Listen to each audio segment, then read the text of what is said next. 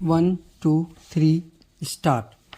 सभापति महोदय, मैं पुनः इंडोनेशिया आने पर वास्तव में प्रसन्न हूँ और विशेष रूप से इसलिए कि मैं यहाँ चारों ओर बहुत से परिवर्तन देख रहा हूँ।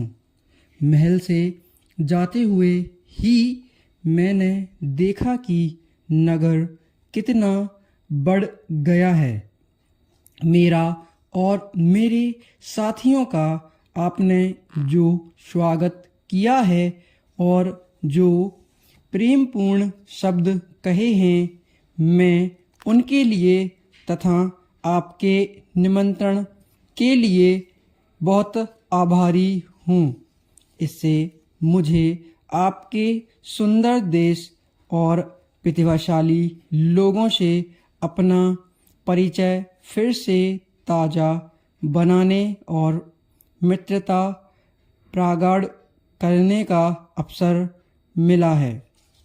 हमारी मित्रता केवल अतीत पर ही आधारित नहीं है। स्वाधीनता संग्राम के दौरान यह फिर शुरू हुई और अब स्वतंत्रता को सुदृढ़ करने के लिए समय बढ़ाती जा रही है। आज की दुनिया में जबकि संचार साधन इतने विकसित हो चुके हैं, सभी देश एक दूसरे के पड़ोसी हैं। हमारे दोनों देश विदेशी दास्तां से मुक्त हुए हैं। हम विश्वास करते हैं कि स्वतंत्रता की सार्थकता तभी है जब इसमें सामाजिक और आर्थिक भलाई भी निहित हो।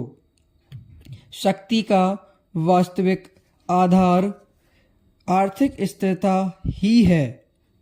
इसीलिए कम विकसित देशों को आर्थिक दृष्टि से सशक्त बनाना सब राष्ट्रों का पहला काम होना चाहिए।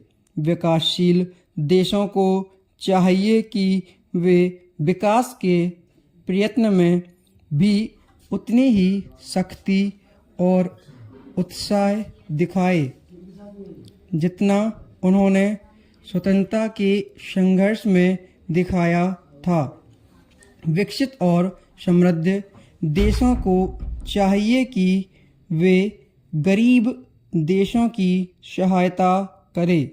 मानव जाति के इतिहास में यह पहला अवसर है कि उसे भूमि और समुद्र दोनों साधनों का उपयोग करने का ही नहीं बल्कि नए संसाधन पैदा करने का ज्ञान और शक्ति भी प्राप्त है।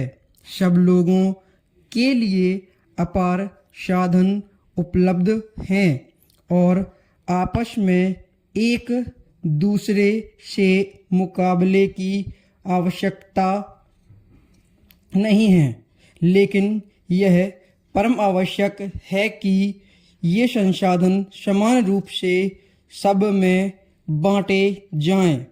इस तरह से सर्वतोमुखी विकास से केवल हमारे अपने अपने देश की जनता ही भलाई नहीं होगी, बल्कि इससे शांति और मित्रता का एक नया और अनोखा वातावरण पैदा होगा। हमारे देश को आर्थिक कठिनाइयों से जूझना पड़ा, लेकिन अब वे उन पर नियंत्रण पाते जा रहे हैं। मुझे राज के दौरान आपके राष्ट्रपति से यह जानकर बहुत हर्ष हुआ कि इंडोनेशिया में खेतीबाड़ी में बहुत उन्नति की है। मैंने भी भारत में केवल कृषि ही नहीं अन्य क्षेत्रों में भी काफ़ी प्रगति की है और प्रयत्न में लगी हैं। स्टॉप।